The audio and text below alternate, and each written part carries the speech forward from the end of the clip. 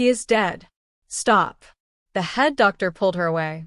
MAID did CPR one last time, and Billionaire grabbed her hand. The marble floors of the Ashford Manor gleamed under the crystal chandeliers, reflecting a world of wealth that seemed untouchable by ordinary human suffering. Elena Martinez moved through the halls with quiet efficiency, her worn shoes making barely a whisper against the cold stone. At 27, she had learned to make herself invisible in this world of excess, to clean and serve without being seen. Alexander Ashford sat in his study, surrounded by monitors displaying stock tickers and market analyses. At 33, he had built an empire that stretched across continents. His angular face rarely betrayed emotion, his steel-gray eyes trained to see only numbers and opportunities. People called him ruthless. They called him heartless. He preferred it that way. Emotions were liabilities in business, and life was just another transaction to be managed. The evening had been typical until it wasn't. Elena had been polishing the silverware in the dining room when she heard the crash from the study.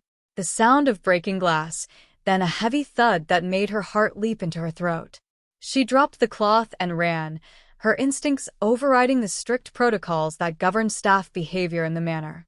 She burst through the study doors to find Alexander collapsed beside his desk, his body rigid, his face contorted in pain. Papers fluttered around him like dying butterflies. His hand clutched at his chest, his breathing coming in desperate, shallow gasps. Mr. Ashford. Elena fell to her knees beside him, her hands trembling as she reached for his wrist to check his pulse. It was erratic, fluttering like a caged bird beneath her fingertips. Alexander's eyes found hers, wide with a fear she had never seen in them before. The mighty billionaire, who commanded boardrooms and bent markets to his will, looked utterly human in that moment, vulnerable and terrified. "I'm calling an ambulance," Elena said, her voice steadier than she felt. She grabbed her phone with shaking hands and dialed emergency services, relaying the address with practiced clarity even as her mind raced with panic. 10 minutes, the dispatcher said. "Keep him calm and monitor his breathing." 10 minutes felt like an eternity. Elena loosened Alexander's tie and the top buttons of his custom-tailored shirt. His skin was growing pale, a sheen of sweat covering his forehead. She grabbed a cushion from the nearby chair and gently elevated his head. "Stay with me, Mr. Ashford," she whispered, her hand unconsciously moving to hold his. "Help is coming. Just hold on." Alexander's lips moved, trying to form words, but no sound came out. His grip on her hand tightened briefly, then weakened. Elena felt terror rise in her chest as she watched his eyes begin to flutter closed. "No, no, no," she muttered, checking his pulse again. It was growing weaker, the beats further apart. "Stay awake. Look at me, Mr. Ashford." Alexander. She had never called him by his first name before. The informality seemed to register somewhere in his fading consciousness because his eyes opened slightly, focusing on her face with an intensity that pierced through his pain. The minutes crawled by with agonizing slowness. Elena kept talking to him about anything and everything, the weather, the garden, the ridiculous argument between the cook and the groundskeeper that morning. Anything to keep him conscious, to keep him fighting. When the paramedics finally arrived, Elena stepped back to let them work, her hand suddenly cold without his in it. They moved with professional efficiency, checking vitals, starting in 4, preparing him for transport. The head doctor, Dr. Pierce, arrived moments later, his expression grave as he examined Alexander. "Cardiac event," Dr. Pierce announced. "We need to move him now."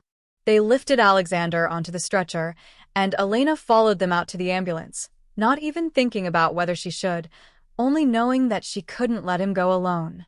No one stopped her as she climbed into the back of the ambulance.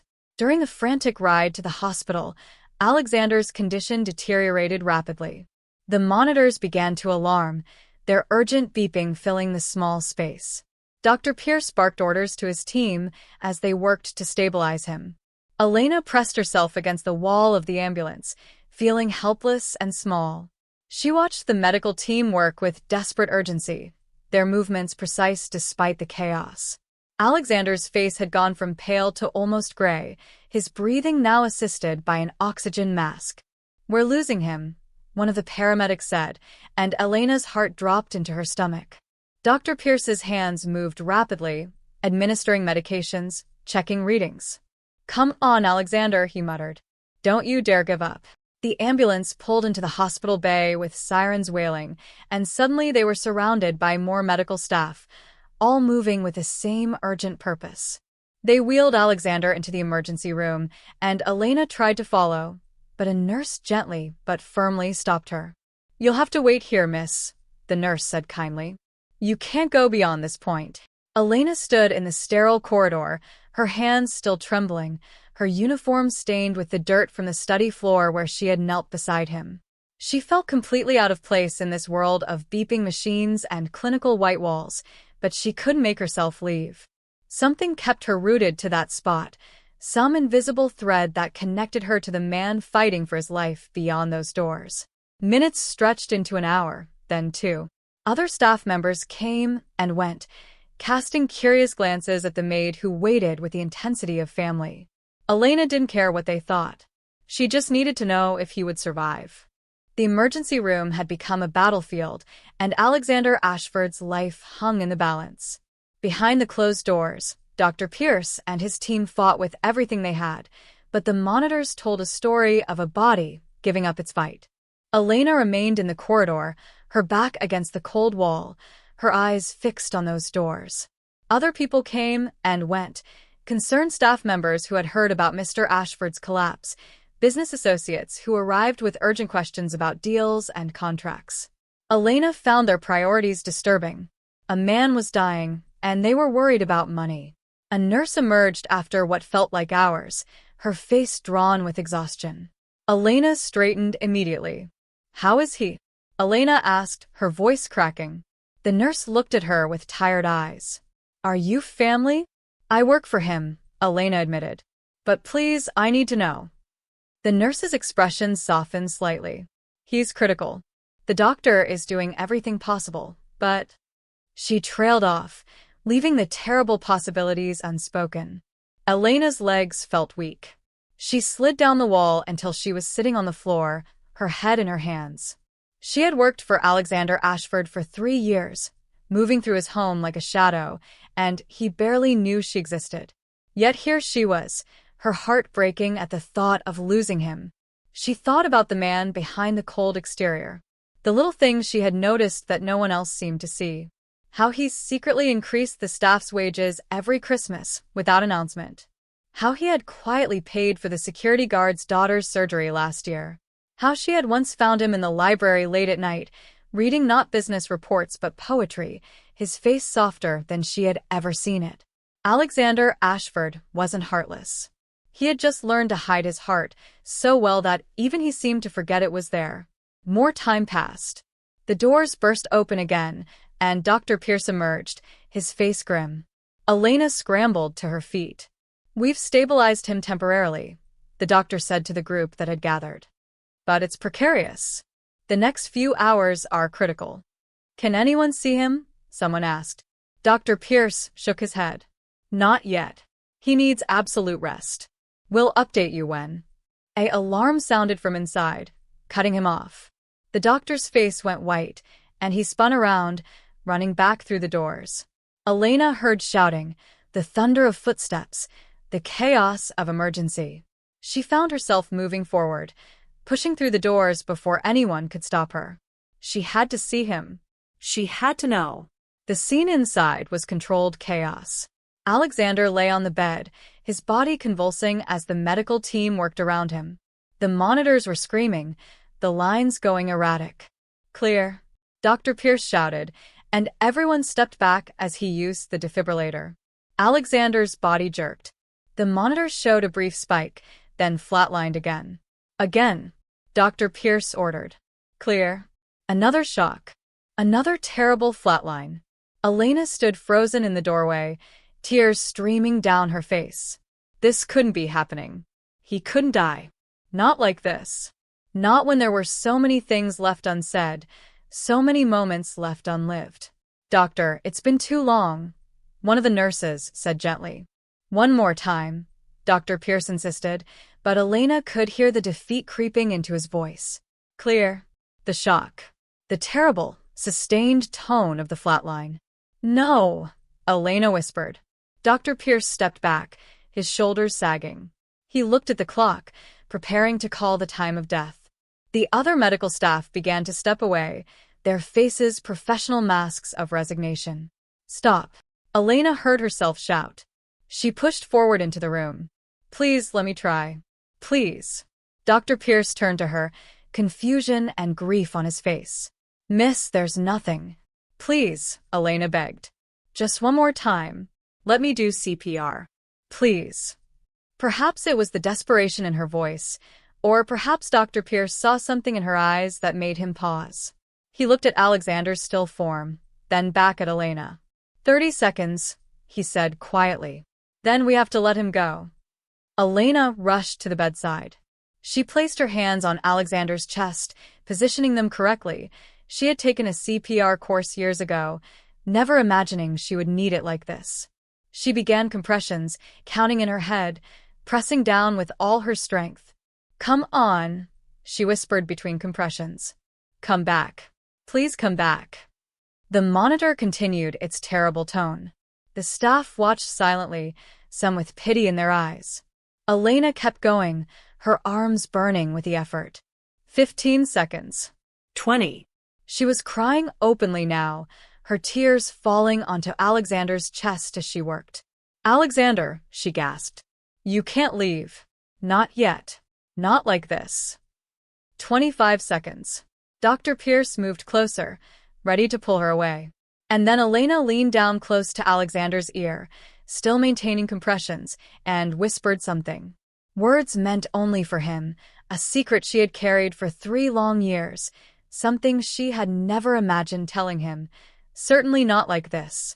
The words left her lips in a desperate rush, raw and honest, and filled with everything she had kept locked away. A confession. A truth. A revelation that changed everything. Alexander's body suddenly jerked beneath her hands, not from her compressions, but from something else. The monitor stuttered, the flat line breaking. Doctor, one of the nurses shouted. Dr. Pierce rushed forward, staring at the monitor in disbelief. He's got a rhythm. Weak, but it's there. Elena stepped back, her hands shaking, hardly daring to believe it. Alexander's chest rose with a shallow breath, then another. Get him stabilized, Dr. Pierce ordered, his professional demeanor snapping back into place. Now. The intensive care unit was quiet except for the steady beep of monitors and the soft hiss of ventilators. Alexander Ashford lay motionless in the bed, tubes and wires connecting him to various machines that measured every beat of his fragile heart, every breath his body struggled to take. Dr. Pierce had pulled Elena aside after they stabilized Alexander, his expression bewildered. I don't know what you said to him, he told her quietly, but I've been doing this for 25 years, and I've never seen anything like that. It's as if he heard you and decided to come back. Elena couldn't explain it either. She sat now in the chair beside Alexander's bed, her presence tolerated because Dr. Pierce had quietly authorized it. The billionaire's personal assistant had arrived, making calls and managing the crisis of his incapacity, but even she seemed to understand that Elena had earned her place there. 3 days passed. Elena barely left the room except when forced to by nurses who insisted she needed rest and food. She would sleep in the uncomfortable chair, keeping vigil, watching the slow rise and fall of his chest, counting every heartbeat as if she could will strength into each one. The other staff from the manor came to visit. Mrs. Chun, the head housekeeper, brought Elena fresh clothes and food. Marcus, the head of security, stood awkwardly in the doorway, his gruff exterior cracking as he looked at his employer fighting for life. He's a good man, Marcus said quietly before leaving. Better than most people know. Elena nodded, understanding completely. She had seen that goodness too, in the quiet moments when Alexander thought no one was watching. Like the time she had discovered him personally reviewing scholarship applications for the children of his employees, making notes about which ones showed promise. Or the late nights when he worked on anonymous charitable donations, setting up trusts and funds with no desire for recognition or praise. The world knew Alexander Ashford as a cold, calculating businessman. But Elena had glimpsed the man beneath the armor, and that man was worth fighting for. On the fourth day, something changed. Elena was reading aloud from a book she had brought from the manor library, the same book of poetry she had once caught him reading. She wasn't sure if he could hear her, but the nurses had told her that coma patients sometimes could, that familiar voices might help guide them back. She was midway through a poem about second chances when she felt it, the slightest pressure on her hand. Her breath caught, and she looked down to see Alexander's fingers twitching, barely moving but definitely moving. "Alexander," she whispered, leaning forward. "Can you hear me?" His eyelids fluttered. After a moment that seemed to stretch forever, they slowly opened. His gray eyes were unfocused at first, clouded with confusion and the lingering fog of his near-death experience. Then they found her face and gradually sharpened with recognition. Elena pressed the call button for the nurse, her heart hammering with joy and relief. "You're okay," she said, tears streaming down her face. "You're going to be okay." Alexander's lips moved, trying to form words, but the breathing tube prevented it. Frustration flickered across his face. "Don't try to talk," Elena said quickly. "Just rest. The doctor is coming." Dr. Pierce arrived with his team, and they began their examination. Elena stepped back to give them room, but Alexander's eyes tracked her movement, never leaving her face. There was something in his gaze, something intense and searching that she couldn't quite interpret. After what felt like hours of tests and observations, Dr. Pierce finally removed the breathing tube. Alexander coughed, his throat raw, as the nurses helped him take small sips of water. "Mr. Ashford," Dr. Pierce said, "you've been through a severe cardiac event. You're stable now, but you need to rest. Do you understand?" Alexander nodded slightly, but his eyes were still on Elena. "I'll give you a few minutes," the doctor said, "but then you need to sleep." He ushered the medical staff out, leaving Elena alone with the man she had brought back from the edge of death. The silence stretched between them, heavy with everything unspoken. Finally, Alexander's voice emerged, barely more than a whisper, rough and broken. "I heard you." Elena felt her heart stop. "What?"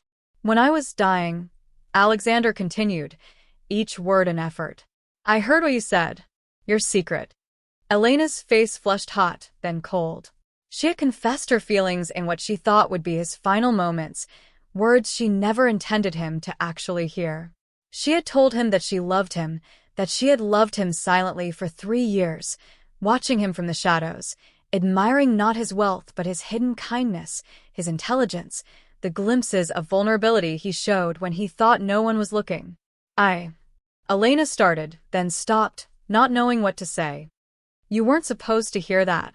You were dying, and I needed you to know that someone cared. That someone saw you."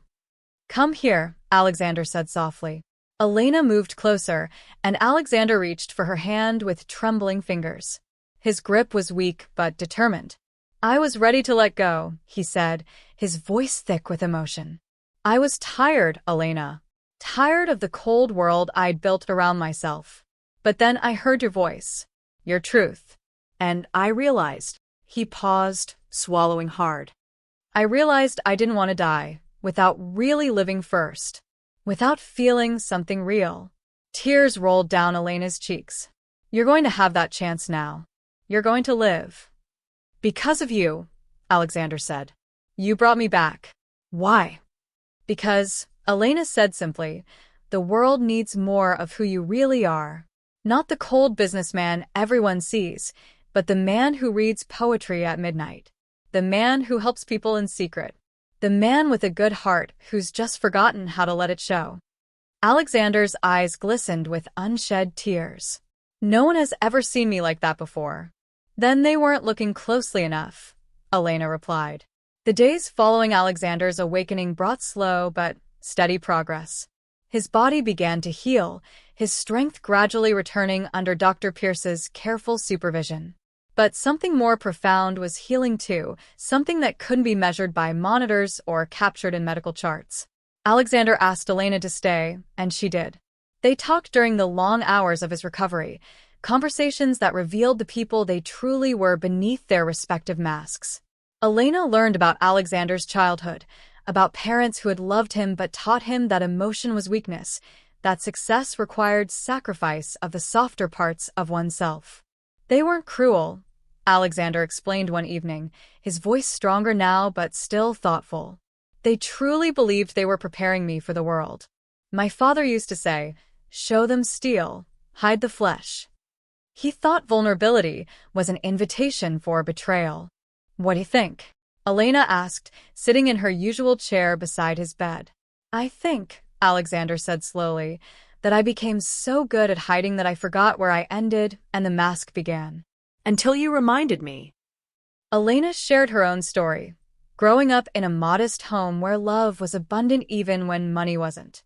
She had taken the job at Ashford Manor after her mother fell ill, needing the salary and benefits. She had expected to hate working for a billionaire, assuming he would be everything the media portrayed. But she had found something different instead. "You left books for me," she said softly. "In the staff library. Books I had mentioned wanting to read. You never said anything, but I knew they were from you." Alexander looked genuinely surprised. "You noticed that?" "I noticed everything about you," Elena admitted. "The way you made sure the heat was turned up in the staff quarters during winter. How you remembered everyone's names, even the night janitor, who only came once a week. How you looked sad sometimes, when you thought no one was watching." "I was sad," Alexander confessed. "Lonely, though I wouldn't have admitted it. I had everything and nothing at the same time." As the week progressed, the manor staff came to visit, and Alexander saw them differently now, truly saw them. He thanked Mrs. Chun for her years of service, really thanked her, asking about her grandson's college aspirations. He joked with Marcus about the absurdity of having a near-death experience over paperwork. He was warmer, more present, more alive than anyone had ever seen him. His business associates were confused by the change. They came with urgent matters requiring immediate decisions, but Alexander waved them away. "It can wait," he told his CFO, a statement that would have been unthinkable before. "The company won't collapse if I take time to recover. And if it does, then I built something too fragile anyway." Elena was there when his assistant brought a laptop, insisting there were critical emails. Alexander looked at the device, then at Elena, then closed the laptop. "No," he said simply. "Not today." His assistant stood stunned. Elena bit back a smile. One evening, a week after he woke up, Alexander asked Elena the question that had been weighing on both their minds.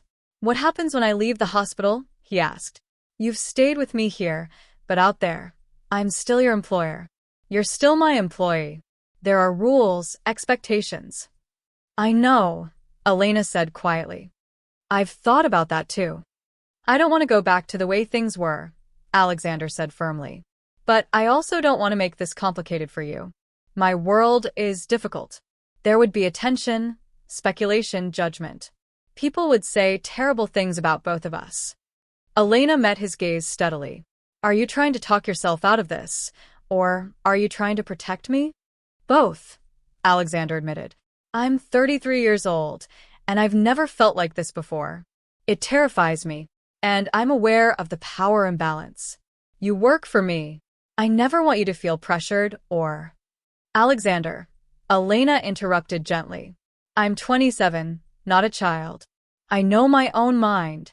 And I didn't confess my feelings to you because of your money or position. I fell in love with the man who leaves books in the library and reads poetry at midnight. The man who cares but doesn't know how to show it. I want to learn how," Alexander said. "With you." Before Elena could respond, Dr. Pierce entered with news. "Your latest tests look excellent," he said, smiling genuinely. "You can go home tomorrow." But he raised a finger in warning. "You need to take it easy. No stress, no work for at least a month. You need rest, proper nutrition, and peace." After the doctor left, Alexander turned to Elena with an expression that was equal parts nervous and determined. Will you help me? He asked. Not as my employee, but as someone who cares whether I live or die. I need to learn how to actually live, and I can't do it alone. Elena's heart swelled. Yes, she said simply. But we do this, right? I'm going to give my notice as your maid. Whatever this becomes between us, it needs to be between equals. You were never beneath me, Alexander said. You saved my life. If anything, I'm in your debt. No debts, Elena said firmly. No transactions. Just two people trying to figure this out together. Can you do that? Alexander reached for her hand, holding it like the lifeline it had become. I don't know, he said honestly. But I want to try. You make me want to try. Then that's enough, Elena said. We'll figure out the rest as we go. That night, as Elena prepared to leave the hospital for some much-needed rest at her own apartment, Alexander called out to her. Elena. She turned at the door. Thank you, he said. For seeing me. For not giving up. For everything. Thank you for coming back, Elena replied. The world would have been dimmer without you in it. The return to Ashford Manor was nothing like Elena had imagined. She had officially resigned her position the day before Alexander's discharge, a conversation with Mrs. Chun that left the head housekeeper both shocked and, surprisingly, approving. About time someone shook up that man's life, Mrs. Chun had said with a knowing smile. You're good for him, dear. Don't let anyone tell you otherwise.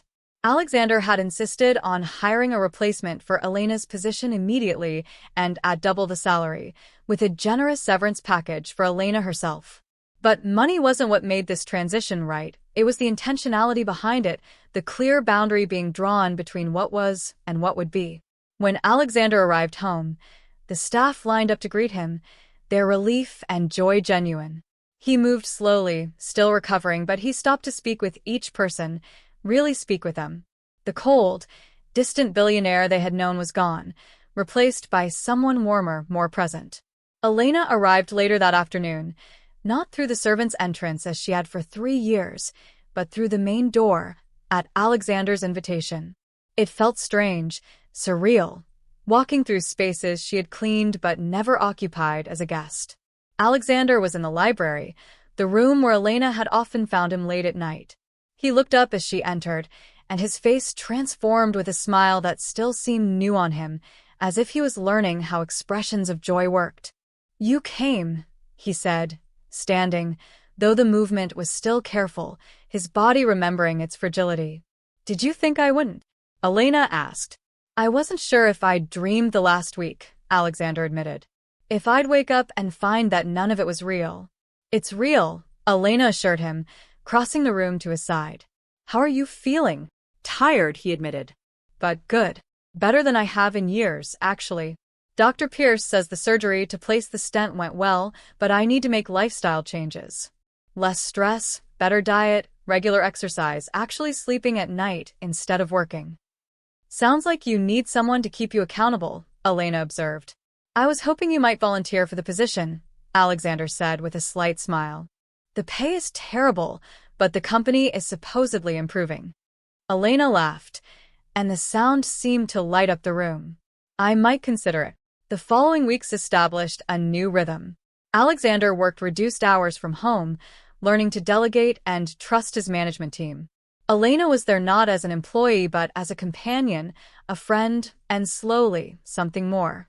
They took walks in the garden, short at first, gradually lengthening as Alexander's strength returned. They cooked together in the kitchen, to the bemusement of the chef, learning to make simple, healthy meals. They talked for hours, discussing everything from philosophy to favorite movies to childhood memories. The media eventually caught wind of Alexander Ashford's health crisis and his new companion. The speculation was immediate and often cruel. Tabloids ran stories with cruel headlines, suggesting Elena was a gold digger, that Alexander was having a mental breakdown, that the relationship was a scandal. Elena sat at the breakfast table one morning, looking at her phone with a furrowed brow as she scrolled through particularly vicious comments. Don't read that, Alexander said gently, taking the phone from her hands. They don't know you. They don't know us. It's hard not to, Elena admitted. They're saying such terrible things. I know, Alexander said. And I'm sorry. This is my world, and it's harsh and judgmental. If you want to step back, I'll understand. I'll hate it, but I'll understand. Elena looked at him, really looked at him. This man who had nearly died, who was learning to live again, who chose her despite the easier path of isolation. No, she said firmly. I'm not going anywhere. But we need to address this. Not for them, but for us. That evening, Alexander's publicist arrived at the manor, a sharp-eyed woman named Victoria who had managed his public image for years. She was shocked by the change in her client, the softness in his demeanor, the way his eyes followed Elena around the room. The media is having a field day, Victoria said bluntly. We need a strategy. A statement, appearances, something to control the narrative. No, Alexander said simply. Victoria blinked. Excuse me? I'm not going to control the narrative or manage public perception of my personal life, Alexander explained calmly. I've spent my entire life crafting an image, being what people expected. Nearly dying taught me that none of that matters. Let them think what they want. I know the truth. Elena knows the truth. That's enough. Alexander, Victoria started, this could affect your business dealings, Then let it affect them, Alexander interrupted. I'm not the same man I was, Victoria. The old Alexander would have cared about stock prices and investor confidence above all else. But that man was dying slowly from the inside out. I prefer to actually live, even if it's messier and less controlled. Victoria looked between Alexander and Elena, then sighed with something that might have been approval. You know what? Good for you. Though I still recommend a simple statement acknowledging your recovery and thanking those who supported you. Nothing about your personal life, just basic facts to stop the wildest speculation. That I can agree to, Alexander said. After Victoria left, Elena moved to sit beside Alexander on the sofa. You didn't have to do that, she said. I know your business is important. You're more important, Alexander said simply. It took dying to teach me that people matter more than profits. If some investors don't like my choices, they're welcome to invest elsewhere. Who are you, and what have you done with Alexander Ashford? Elena teased. He died in that hospital, Alexander said seriously, then smiled. And someone better came back in his place. Thanks to you. 3 months after his collapse, Alexander stood in the garden of Ashford Manor, watching the sunrise paint the sky in shades of gold and rose. His recovery had been complete. Dr. Pierce had declared him healthy, though with strict guidelines about stress management and self-care. But the real transformation went far deeper than the physical. Elena joined him, carrying 2 mugs of coffee. She wore a simple dress, her hair loose around her shoulders, looking more at home in the morning light than she ever had in her maid's uniform. They stood in comfortable silence, sipping their coffee and watching the world wake up. I've been thinking, Alexander said finally, about what I want my life to mean. Before, it was all about building, acquiring, winning. But that's not a legacy. That's just accumulation. What do you want it to be?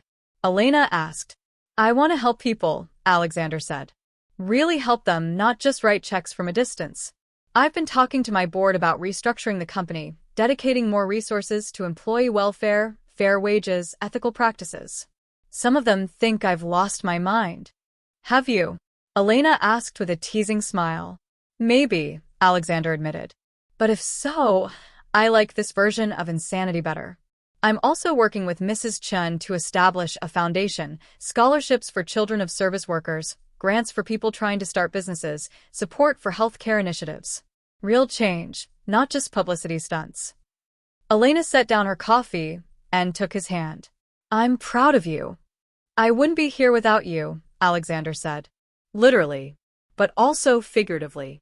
You showed me that vulnerability isn't weakness, that caring isn't something to hide, that there's more to life than winning every transaction.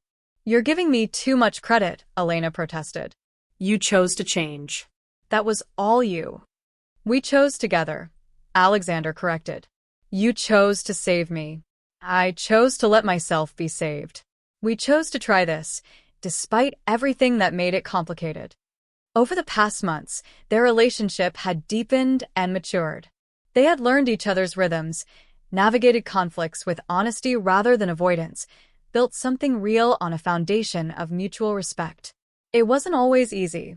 Their different backgrounds sometimes led to misunderstandings, and the external pressure from public scrutiny was constant, but they had committed to working through difficulties rather than running from them. The staff at the manor had adapted to the new dynamics with surprising grace. Mrs. Chun had become a motherly figure to both of them, offering advice and occasionally scolding Alexander when he worked too much. Marcus had taken it upon himself to manage security concerns, particularly after some overzealous paparazzi had tried to breach the property. The new maid, Rosa, had quickly become friends with Elena, treating her without the awkwardness that sometimes came from their unusual situation. "There's something I want to show you," Alexander said, taking Elena's hand and leading her toward the eastern part of the garden. They arrived at a small clearing that Elena had always admired, a peaceful spot surrounded by flowering trees, with a small fountain at its center. But now, there was something new, a simple bench made of beautiful wood, with an inscription carved into the backrest. Elena stepped closer to read it, "To second chances and new beginnings. Where one life ended, two began." Her eyes filled with tears as she turned to Alexander. "It's beautiful. This is where I want to remember it all," Alexander said softly. "Not just the fear and the pain, but the moment when everything changed. When you refused to let me go. When you told me your truth and gave me a reason to fight." "Alexander," Elena whispered, overwhelmed by the emotion in his voice. "I love you, Elena," he said, the words clear and certain. "I don't know when it started. Maybe it was when you used to hum while polishing silverware and didn't know I could hear you, or when I'd find little notes you left in the library books, commenting on passages. Maybe it was the moment you burst into my study when I collapsed, choosing to help even though it wasn't your job. Or maybe it was when I heard your voice pulling me back from the darkness. But I know with certainty that I love you, and I want to build a life with you." Elena's tears flowed freely now. "I love you too. I think I have for 3 years, watching you be kind when you thought no one noticed, seeing the good heart you tried so hard to hide." Alexander pulled her close, holding her as if she was the most precious thing in his world, because she was. They stood together in their garden, two people who had found each other across an impossible divide, who had learned that love wasn't about grand gestures or perfect timing but about choosing each other every day. "What do we do now?" Elena asked, her head resting against his chest, listening to the steady beat of the heart she had fought so hard to keep beating. "We live," Alexander said simply. "Really live." "We make mistakes and learn from them. We help people where we can. We build something meaningful together. We don't waste the second chance we've been given." "That sounds perfect," Elena said. As the sun climbed higher in the sky, warming the garden and chasing away the last shadows of night, Alexander and Elena sat on their bench. Around them, the manor was waking up, staff beginning their day, birds singing in the trees, the world continuing its endless cycle. But for these two people who had found each other in the most unexpected way, this moment was everything. They had both died in their own ways. He literally, she slowly through a life lived in the shadows. But they had been reborn together, learning to live authentically, to love without fear, to embrace the messy, beautiful reality of being human. The billionaire and the maid. The cold businessman and the observant woman who saw beneath his armor. They had become simply Alexander and Elena, two souls who had found in each other everything they didn't know they were missing. And that was the truest wealth of all.